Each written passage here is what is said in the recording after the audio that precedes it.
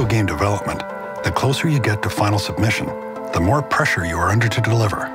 But as the team at Monolith sets to work, they can't stop buzzing about the press reviews at E3. I don't think anything could have prepared us for how overwhelmingly great it went. I think the final tally by the time E3 closed was like 40 awards and nominations. Everybody was just gathered around watching Michael DePlatter getting an interview with a big media outlet. It is a nice little kind of shot in the arm for the team just as we are doing that final push and getting it over the line. With the final submission fast approaching, the team must continue to identify the outstanding needs of the game and resolve them without allowing the pressure to become a distraction.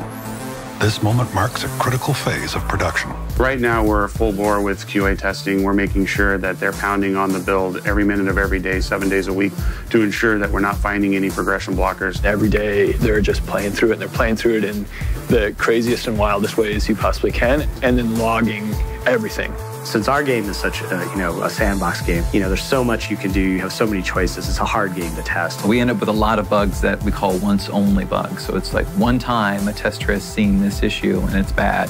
So it takes a fair amount of time for us to repro them consistently. It definitely makes fixing bugs harder. We're doing final post on our cinematics. We're doing final lighting polish on our levels, on the materials for the characters, little things in the UI to make sure that we have everything available that we need to have for the consumer. I mean, this is where you want to make sure that you catch everything. This is your last chance. You want the gamers to have a great experience out of the box.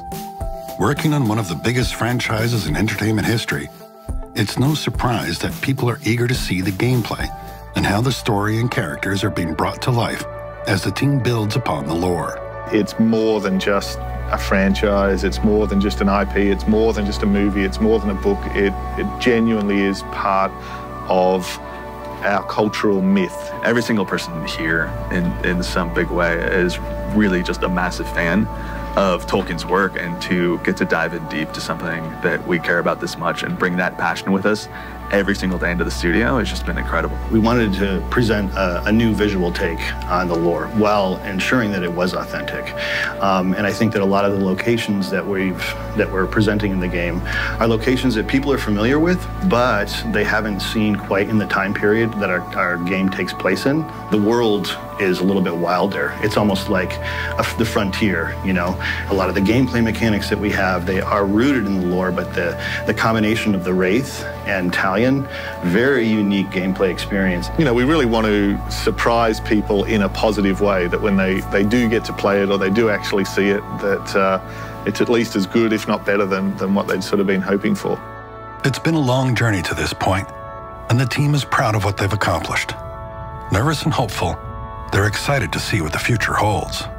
The fact that it has been this sort of 3-year journey genuinely has felt pretty fast, but it's hugely exciting to reach the end of that and actually look forward to shipping the game and sort of, I guess, handing over that baton to the players and the fans to see what they think of it. I'm just excited, to get it in the hands of folks. I'm excited to do all the extra stuff we'll hopefully be doing for the game, and I'm excited to see what comes next.